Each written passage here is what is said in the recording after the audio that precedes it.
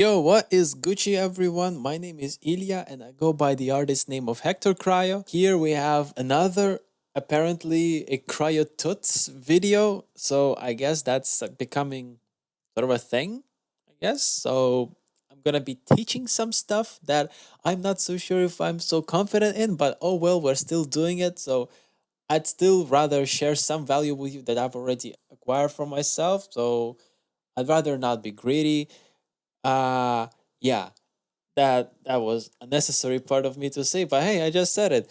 Okay, anyway, so this series, I mean this actual video, we're gonna cover one of the two topics that I got a request from the same dude. His name is Rahul. I linked his Instagram profile in the description of a previous video, so go check that video out. I covered about frequencies and some of the techniques how you can use EQ to polish those sounds, right?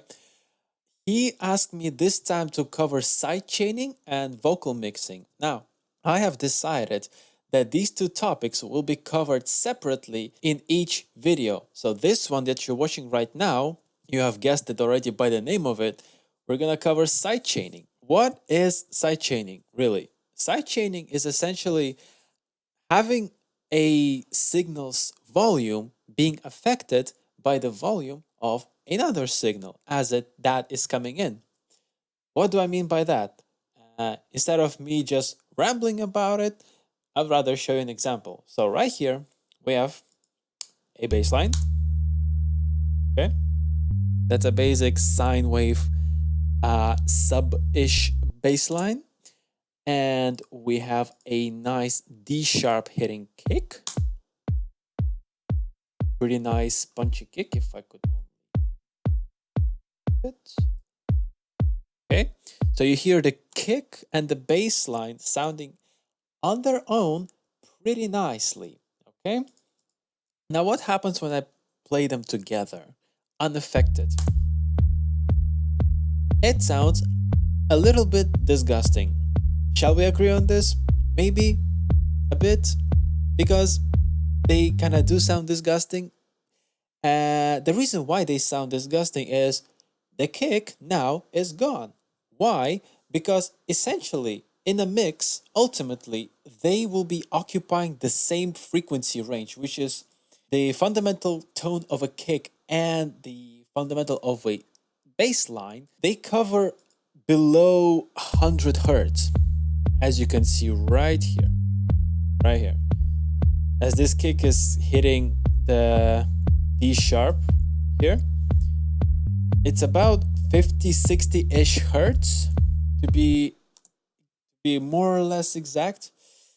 Now, one who is more or less familiar with the sidechaining would think, okay, since we're affecting the sound by another sound level, meaning that in our case we want to make the kick clear and more pronounced, so we would put this on the audio target being, in this case, the subline.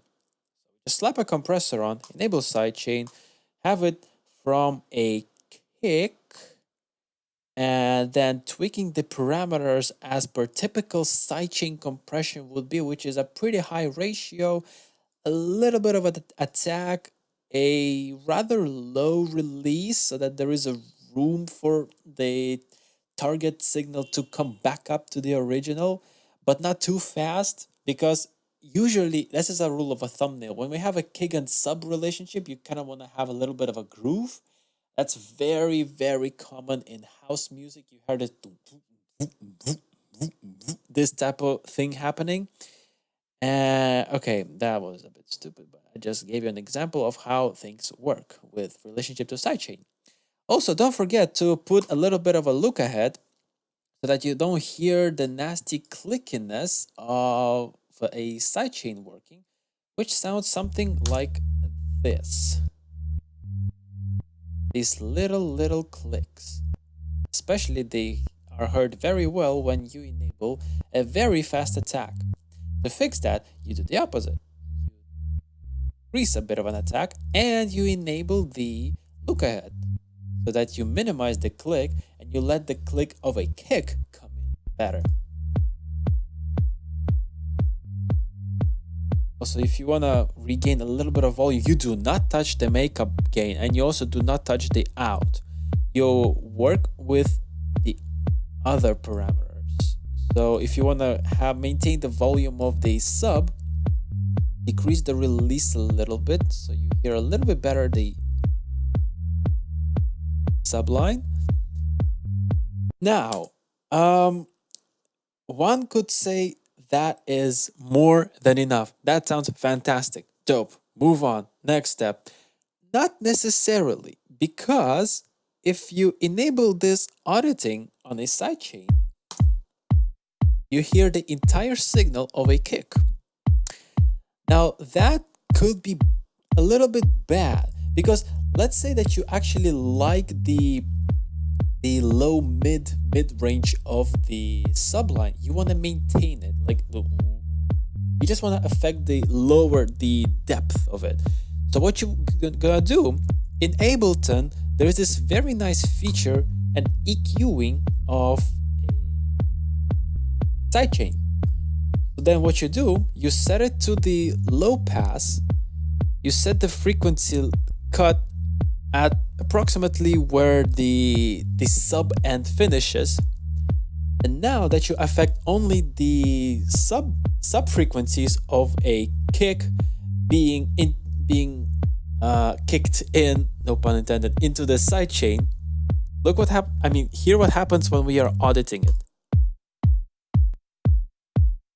You hear it? We're really affecting the lower frequencies instead of a full frequency spectrum. And now it sounds a little bit cleaner. And that's one way to use sidechain for kicks and sub-bass relationship. There's another way, a much better way, and not requiring to use this EQ feature. And that's actually a much better way for those that don't have this EQ feature on a sidechain compressor for other DAWs. Now what do? Well, you create a whole dedicated audio track that you name Sidechain, and I am typing with one hand because I'm holding a phone to record myself talking about things like that, because I do not have a microphone, and the microphone on the computer is pretty crap. So I'm using whatever I have available. Then what do is you select all the kicks and then duplicate them into the sidechain track. Okay. Now the problem is, as you have it enabled, it's the full sound of a kick, and you really want it to be like a click, just a little click. Okay. So what you do is you put in a gate, solo this one, that you hear only this track for the sake of ease of working with it. Set the floor to a negative infinity so that you don't retain any level of a sound on the tail. It just completely goes off. Decrease the hold. Now you're gonna really mess around with this knob, which is the release. Now first what you wanna do is set the threshold to the point where you start hearing the little clicks. So you go all the way up. That's it. That's all you need. Just that little click. Mess around with the release to set the time of a duration of the click. And that will be just perfect. Now, disable this track, because regardless, when you put the sidechain on, let me actually turn it off for now. The sidechain compressor will still read the information from the sidechain information that the sidechain track that you have here, even though you disable it. So it's not playing, but you still read. Look what I mean. So we enable this, enable back the sidechain, but now we do it from a sidechain track instead of an actual kick. We don't touch the EQ part here. And you hear it actually work. And the whole kick is still retained. just like the whole sub bass is retained. Now, normally you would have the sidechain on the top, so that you have just one track dedicated only to sidechain, and you would have it layered over the entire track, and then you would work in the mix, especially in the mixing stage, you would work with any other tracks, specifically for the kick relationship. I hope I made this more or less clear, but these are the two ways how you can sidechain the kick and the sub bass. Now, there is another purpose of the sidechaining, which is, let's say we have a pad, a basic pad, okay, which is occupying, already telling you in advance, it's occupying between 100 and 1K hertz, and we have a ARP. So it goes da, da, da, da, and this da, da, da, da, da, da, da, da, da, da. It's occupying the same exact range, but this time we're not really gonna use the sidechain for as we used before, because otherwise it would have created the extra movement we don't want. What we want to do instead, we want this ARP to be a little more present and more occupying this range than this pad is occupying. Yet we're not going to lose clarity on either of these sounds.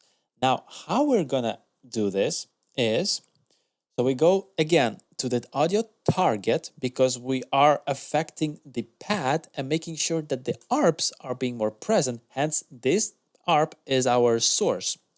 So I go to the pad and drop in multiband dynamics. Okay. Now we make this a group, and we're gonna duplicate twice this the effect chain. Why? Because here is something interesting happens. Not a lot of producers do, but it's a very, very effective technique for this type of sidechaining. In fact, for any type of sidechaining, if you want. Now you rename each of these racks as high, mid. Can you guess what the last one is? I give you literally 3 seconds. Too late. I'm gonna call it low. Okay. So what I'm gonna do now is I'm gonna solo out each of the bands per chain, so that now we have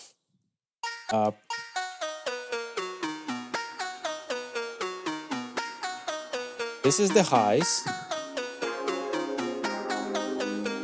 these are the mids, and these are the lows. Forgot to solo them here. So now basically these are the highs, these are the lows, mids, and lows.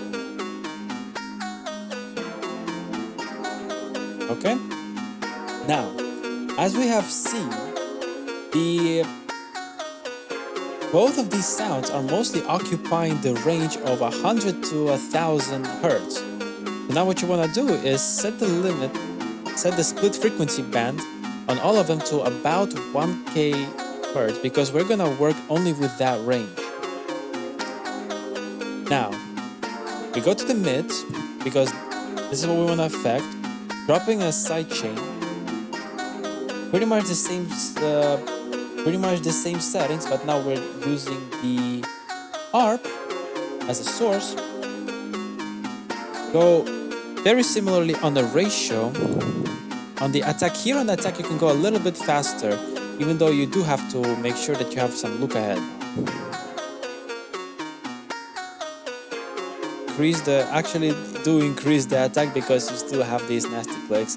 You don't want the clicks at all, do you? Make sure you have some gain reduction in that range. There you go. Now it's sounding a little bit more clear, the ARPs.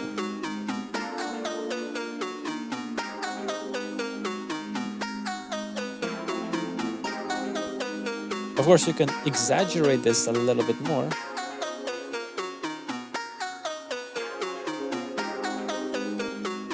Now you definitely hear the effect coming in. And that is basically how you do sidechaining. Yeah, I hope I have covered enough of the essentials. I've definitely talked a lot of nonsense, but I hope in that nonsense you have found a little bit of a gold nugget in there. I hope this tutorial thingy helped you in a way. It motivated you to make some stuff, improve some stuff. And if you have any suggestions of what particular topic in music production that you want me to cover, do leave it in the description below. Or description in the comment below. Okay, do leave it in the comment. I will read them and I will definitely get back to them, but I will do it after vocal mixing because that's the next request that I got, and I am going to work on this right now. Yeah, so thank you very much for watching. Stay Gucci. Peace out.